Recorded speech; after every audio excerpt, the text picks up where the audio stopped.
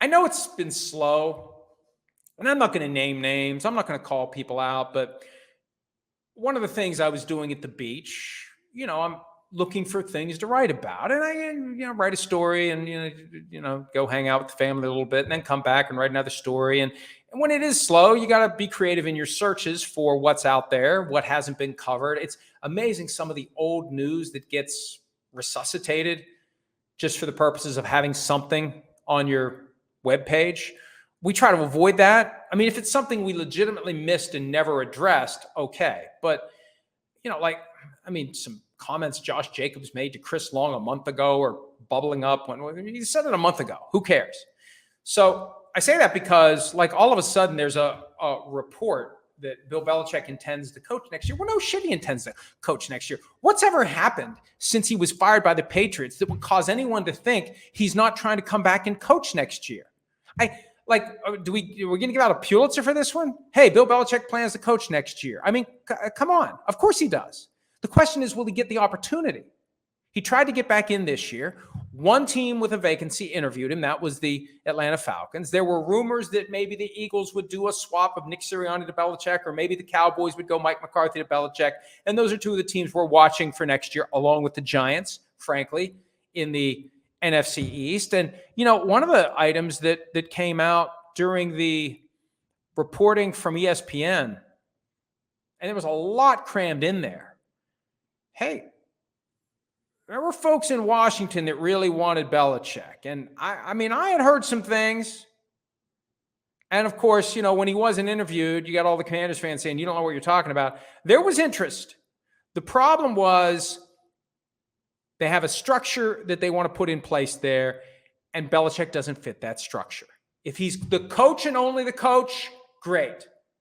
But when you bring in this guy that's ran the show for 20 years in New England, even if you say all you're doing is coaching, he still is the guy who is in charge. Good luck being the GM who is in charge of the football operation, and Bill Belichick is your head coach. Because even though you've got power, his mere presence gives him power. He makes a face. He grumbles. You're not going to take that guy that you would otherwise take. You're going to take the guy he wants. You're going to sign the guy he wants. You're going to extend the guy he wants. You're going to give him the roster he wants. And maybe if he doesn't get the roster he wants, he just won't play the guys that you wanted.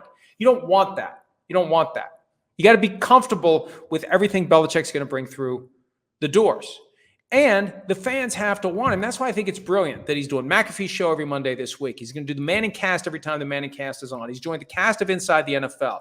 He needs to appeal to a younger demographic who is comfortable with a 72-year-old head coach who you could argue the game has passed by. I don't believe it has, but I could see plenty of young fans saying, well, what's he done the last 6 years? What's he done without Tom Brady? It's all Brady. It's not him. Thanks, Apple TV Plus. He's got to push back against all that. He's got to ingratiate himself to fan bases out there before any owner is going to put him or herself in this awkward position of, do I give him the keys to the car? Do we find a way where he doesn't have full power and it's going to work? Before you even start down that path, your fans had better want him.